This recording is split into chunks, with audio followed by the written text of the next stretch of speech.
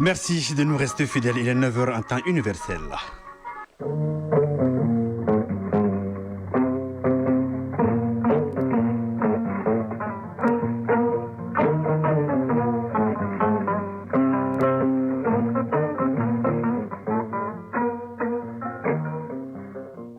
Le journal, Mohamed Diarra. Ciel partiellement nuageux sur Bamako et environ le temps 26 degrés, la maximale atteignue est de 33. Le coucher du soleil est prévu pour 18h48. Mesdames, Messieurs, bonjour. Voici les titres de votre journal. À moins de 4 mois de l'espace d'interpellation démocratique, le président de la transition reçoit les rapports 2023 et 2024 du médiateur de la République. Ces documents font état des réclamations des citoyens au service du médiateur de la République. Le chef de l'État a salué le travail abattu et s'engage à veiller à la mise en œuvre des recommandations. À suivre l'actualité dans les autres pays de l'AES, au Burkina Faso, on inculque les valeurs du patriotisme, du civisme et de cohésion sociale à la population. Le Niger renforce son système sanitaire. En sport, on parlera des demi-finales de l'Afro-Basket, messieurs, qui se déroule en Angola.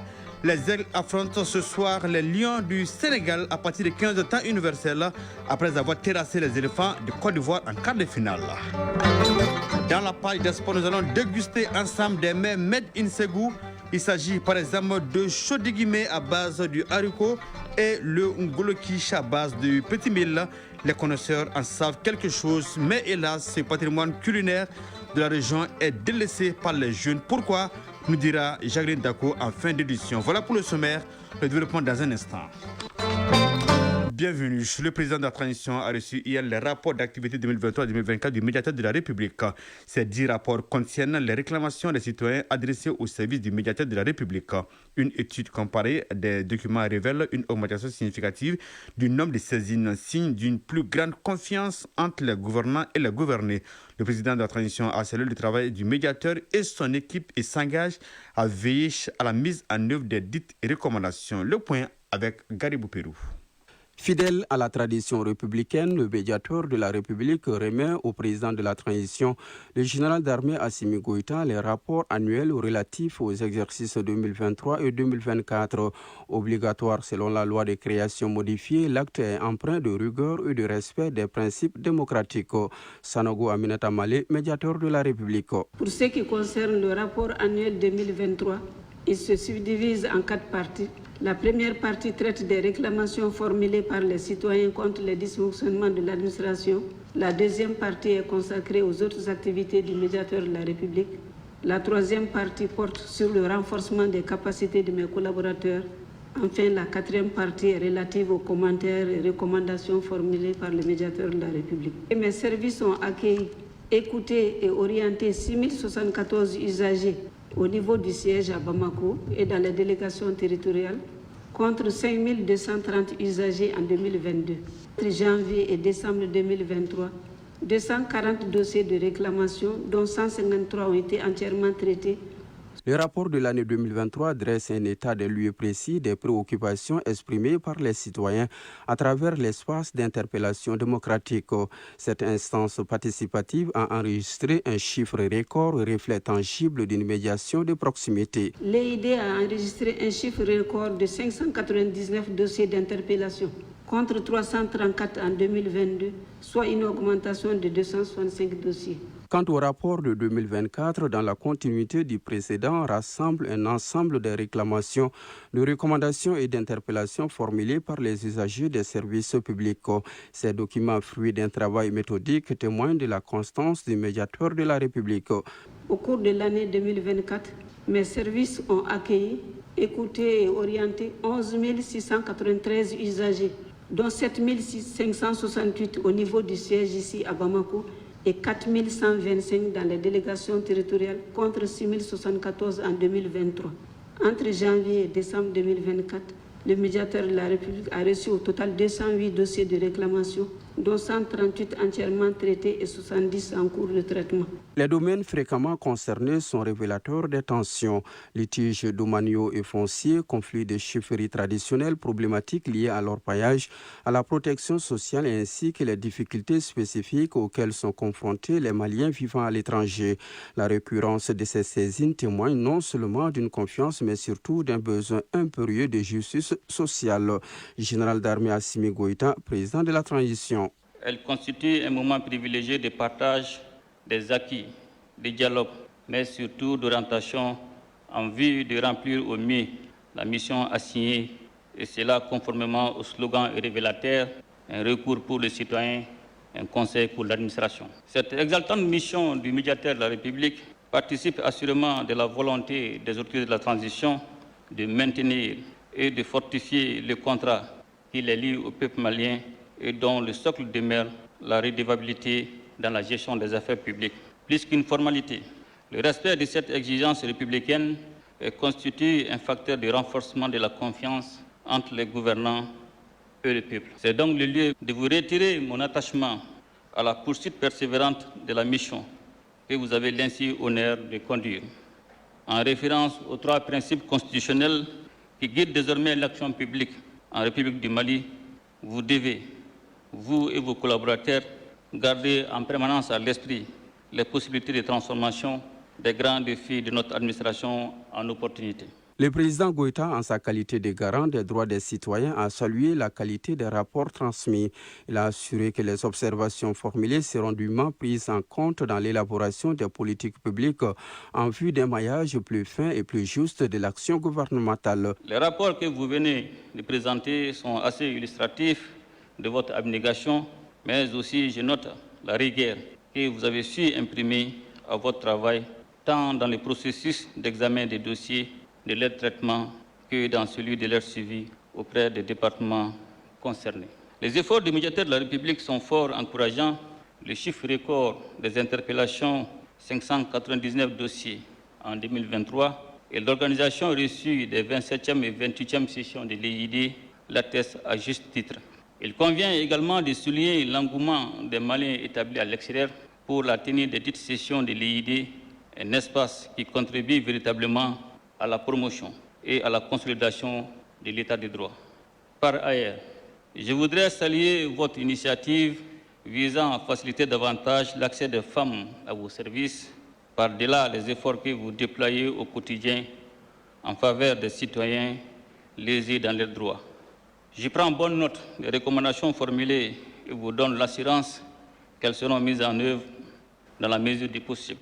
À l'analyse de l'ampleur des défis, le bureau du médiateur entend poursuivre sa mission avec engagement et intégrité. En effet, cette autorité indépendante joue un rôle central dans la consolidation de l'état des droits et la promotion de la bonne gouvernance, 2 piliers essentiels à la paix sociale.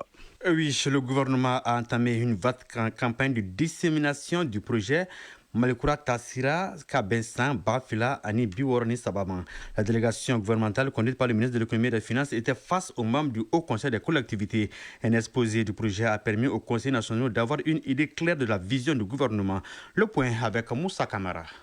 Une vision à long terme et une volonté assumée de transformer en profondeur le Mali. Voilà le temps donné à cette rencontre tenue au siège du Haut Conseil des collectivités territoriales. Ce document pensé sur un horizon de 40 ans se veut la feuille de route pour un Mali nouveau. Alouseni Sanou, ministre de l'économie et des finances. Nous avons 4 étapes, 4 phases de 10 ans. Ce qui fait que nous passerons donc de 2023 à 2063. Pour ce faire, il nous a été donc recommandé de mettre en place une politique économique, sociale qui permettra donc d'atteindre un taux de croissance de 10% ou plus. Veiller à la souveraineté de notre pays. Nous avons décidé de mettre en place 11 projets structurants qui doivent nous permettre d'aboutir au Mali émergent. Mamadou Satigi Diakité, président du Haut Conseil des collectivités territoriales. Cette vision entre dans le cadre de la consolidation des acquis et de la poursuite des réformes entamées par la transition. Au-delà des chiffres, Malikroa Nyeta Sira mise sur la reconquête de la souveraineté nationale, qu'elle soit économique, politique, éducative et culturelle, et l'émergence des Mali forts, résilients et prospères.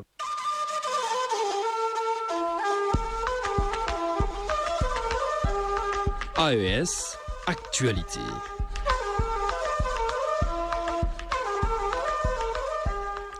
Nous ouvrons la page AES, direction le pays des hommes intègres. Les notions de civisme, de patriotisme et de cohésion sociale sont enseignées dans les différentes régions du pays à travers des séries de conférences. C'est une initiative du Bureau national des grands projets de Burkina en collaboration avec le ministère en charge de la justice. L'objectif est d'inculquer ces valeurs à la population. Le reportage de Akani Pauline Bikaba de la radio de Burkina. Le civisme et la citoyenneté, la participation citoyenne et la culture de la paix et la cohésion sociale sont les thèmes développés à cette conférence publique. L'objectif pour le gouvernement est de faire la promotion des valeurs qui se sont plus ou moins effritées, selon le directeur général de la promotion de la citoyenneté, Benjamin Sow. Créer un Burkinabé de type nouveau, c'est-à-dire nouveau dans la réflexion, nouveau dans l'esprit, nouveau dans la mentalité, nouveau dans la façon d'agir. Parti du constat que la jeunesse est en perdition, les plus hautes autorités du pays entendent redresser la barre à travers une sensibilisation et une éducation aux valeurs civiques et sociales. Le gouverneur de l'ex-boucle du Mouhoun, Babo Pierre Bassenga. Nous voudrions que le message qui est passé et les engagements que les différentes couches ont eu à prendre et puissent avoir un impact, induisent des changements de comportement, une rupture d'avec le passé et dans leur propre comportement. Babo Pierre Bassenga invite les participants à relayer auprès de leurs proches les enseignements tirés de cette conférence afin de faire de la promotion du civisme, de la citoyenneté et du vivre ensemble une réalité. Au Niger, des partenaires accompagnent le gouvernement dans sa politique de santé. Un centre de santé intégré de type 2 verra le jour bientôt à Bakagis, dans la commune de Matankari. Le ministre en charge de la Santé a posé la première pierre. Le coût de l'investissement est de plus de 270 millions de francs CFA. Le reportage de Alish Hashimou. Cette cérémonie de pose de la première pierre de construction d'un CSI type 2 s'inscrit dans la ligne droite du bon partenariat entre le gouvernement du Niger et l'UNICEF. Cette cérémonie est le résultat du partenariat qui existe entre l'UNICEF et le ministère de la Santé et qui s'inscrit dans les priorités définies par le ministère et en particulier sur l'accès équitable aux services de santé essentiels pour toutes les populations et notamment les mères, les nouveau-nés et les enfants du Niger. Le gouverneur de la région de Dosso s'est dit réconforté et enthousiaste de voir l'aboutissement du projet qui va certainement atténuer la souffrance des populations en matière de soins de santé. Ce joyau, une fois totalement terminé et opérationnel, va sans conteste répondre aux besoins croissants des populations. C'est pourquoi le ministre de la Santé et de l'Hygiène publique a exhorté les autorités locales et les populations de Bagaji à prêter main forte dans le processus de construction de ce CSI type 2. Ce projet de construction de CSI de Bagaji, d'une valeur de 274 millions de francs CFA, est rendu possible grâce au financement de l'UNICEF. Il est important de souligner que la construction du CSI permettra de répondre aux besoins croissants des populations, notamment ceux des femmes enceintes et des enfants de moins de 5 ans, qui constituent des groupes particulièrement vulnérables.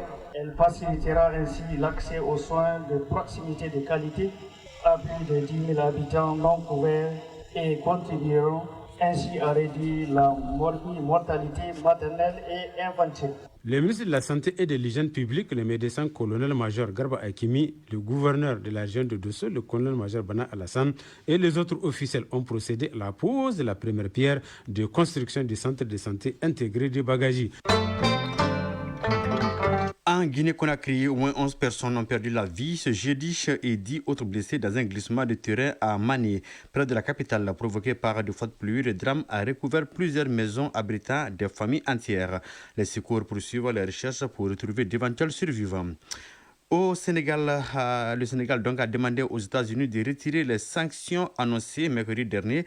Elles visent 4 magistrats de la Cour pénale internationale, dont le procureur adjoint sénégalais Mame Madiaye Niang. Dakar dénonce une atteinte à l'indépendance de la justice. Les sanctions prévoient l'interdiction d'entrer sur le sol américain, le gel des avoirs détenus aux États-Unis, ainsi que toute transaction financière avec eux. Outre le Sénégal, la France a également exprimé sa consternation. Un juge français figure sur la liste. Une ONG italienne a sauvé 10 migrants dans la nuit de jeudi à vendredi au large de la Libye. Selon Méditerranée Saving Womans, ils auraient été jetés à la mer depuis un bateau de type militaire près de Tripoli. La Libye reste une zone majeure de départ de migrants vers l'Europe. Malgré les dangers, depuis 2014, l'OIM recense environ 24 500 morts ou disparus en Méditerranée. Au Kenya, 5 corps et 10 parties de corps humains ont été exhumés dans une forêt de Wabinzaro près du site de la secte de Shakakoha. Les autorités ont identifié 27 fausses présumées, faisant craindre un bilan plus lourd. L'opération est menée par la police criminelle et des médecins légistes. 11 anciens adeptes présumés de Mackenzie ont été arrêtés. La suite de cette édition dans une poignée de secondes.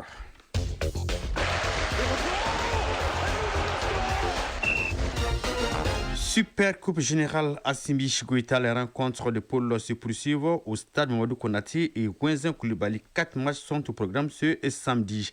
Et puis l'actualité sportive, c'est aussi les demi-finales de l'Afro-Basket masculin Angola 2025.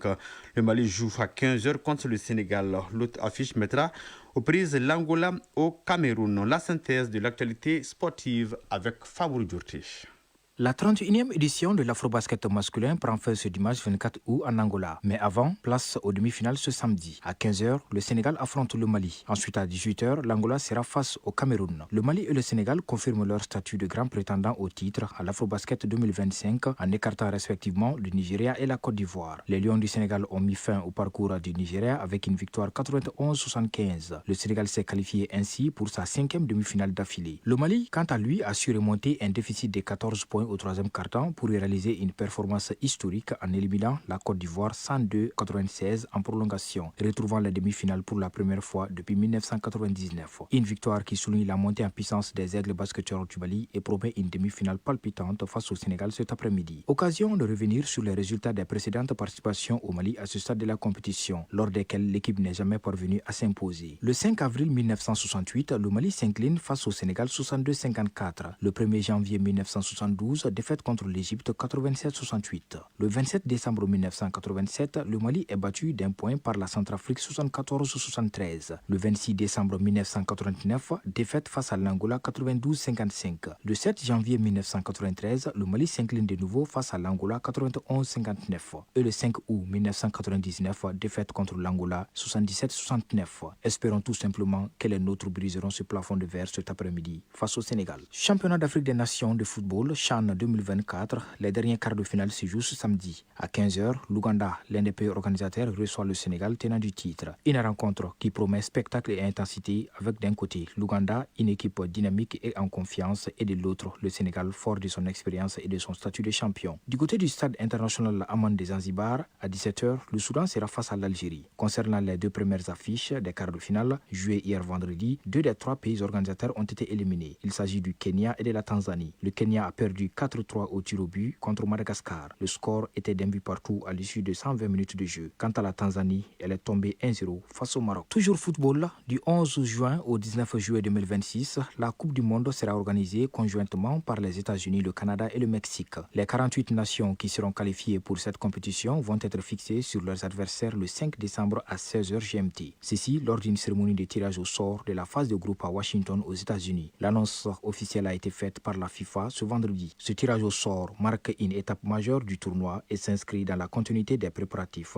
pour la plus grande messe du football mondial. Super Coupe de football général d'armée Assimi Goïta, les rencontres de la 3e journée de poule se poursuivent ce samedi. 4 matchs sont prévus cet après-midi, 2 au stade Mamadou Konaté et 2 au stade Gwenzen Koulibaly. Les affiches de 16h sont Gouvernement contre Djoïla et CNT contre Sikasso. Les rencontres de 18h sont Badiangara Taoudeni et Kita Douanza. Ce vendredi, la présidence s'est imposée 3-2 face à Gao. Kidal a perdu 3-0 contre Nara. Mopti est venu à bout des 100 par 1-0 et Tombouctou a pris le meilleur sur Ségou 1-0. Page Mali Culture 2025. Nous allons déguster ensemble des mets traditionnels made in Ségou. Il y a donc ce qu'on appelle le chodigimé à base du haricot et le ngouloki à base du petit mil. Un savoir-faire transmis de génération en génération afin de préserver ce patrimoine culinaire de la région. Mais hélas, peine perdue car la jeunesse s'éloigne de plus en plus de ses habitudes alimentaires. Je vous invite à un voyage dans l'univers culinaire Bamana avec Jacqueline Dakou. Ségou, capitale du royaume Bambara, est un creuset de savoir et de savoir-faire. Au-delà de l'histoire, de l'accoutrement, de la musique et de l'artisanat, Ségou, c'est aussi un très riche patrimoine culinaire. Parmi les mets typiquement ségoviens, il y en a qui sont totalement méconnus de la jeune génération, tant ils sont en voie de disparition. Parmi ces plats, on a l'ingoloki à base du petit mil et le chondigimé à base du haricot. Ousmane Doumbia, habitant de Ségou. Bon, c'est la première fois que j'entends parler de ce nom. Au cœur du quartier Pelengana, Madame Camara perpétue une tradition culinaire d'une rare valeur nutritive. Accompagnée de ses belles-filles, elle s'apprête à nous livrer les secrets de préparation du chondigimé, un plat qu'elle a appris aux côtés de sa mère. Ce mets incarne l'ingéniosité des femmes et la richesse culinaire du terroir. Camara Mariam Djara, ménagère. Le chondigimé est à base du haricot. Tu procèdes au triage du haricot pour enlever les impuretés. Puis tu fais la lévigation pour ensuite piler le haricot. Et tu laves encore. Après cela, tu le trempes dans l'eau pendant quelque temps. Ensuite, tu fais passer à la vapeur. Une fois cuit, tu mets dans une tasse et tu vas bien malaxer. Puis tu mets de l'huile et du sel. Et le chondigimé est prêt pour la consommation. Face à l'influence culinaire extérieure, certains plats trouvent de moins en moins leur place dans le quotidien. Mais avec la volonté, rien n'est encore perdu. Camara Mariam Djara, ménagère. Auparavant, nos parents en prenaient au dîner et au déjeuner. C'est un plat très nutritif et c'est très bon pour les vieilles personnes. Autre plat de Ségou, l'ingoloki ou daraladege. C'est un mets à base du petit mil, très consommé autrefois en milieu bamana. Ce plat était conservé pendant longtemps. Camara Mariam Djara, ménagère. Le ngoloki, c'est du dégué, mais c'est différent des autres types. Si tu veux le préparer, après la lévigation du petit mil, tu le piles à la main ou à la machine. Puis tu le laves et tu fais moudre. Puis tu tamises, tu mets les ingrédients et mélanges le tout pour obtenir une pâte. Une fois l'eau bouillie dans la marmite, tu y mets la pâte pour la cuisson. Ensuite vient l'étape importante, piler dans le mortier le petit mil cuit. Une fois finie cette étape, tu le mets dans une tasse en y ajoutant du sucre et du lait pour consommer ensuite.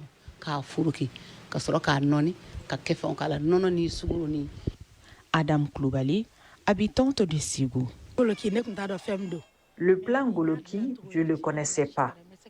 Mais à travers les démonstrations de la maman, j'ai appris comment le préparer.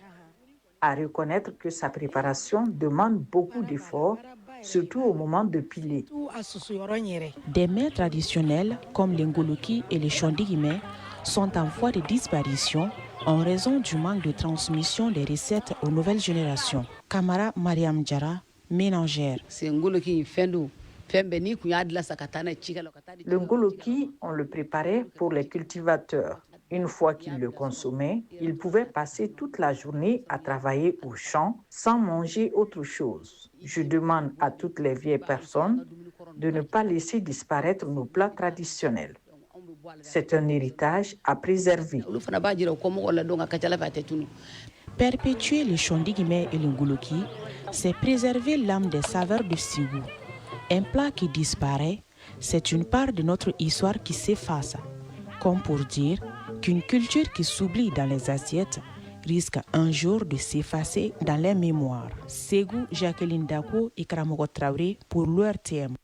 Oui, des plats donc qui font déjà saliver. Merci bien Jacqueline Dako depuis ORTM Ségou. C'est ce qui met fin à cette édition présentée par Mohamed Diarra, réalisation Adam Maïga, coordination éditoriale Ousmane Daou, la mise en onde est assurée par Alima Ouattara, régie d'antenne Kane Keita. Passez d'excellents moments en compagnie des programmes de Radio Mali. Au revoir.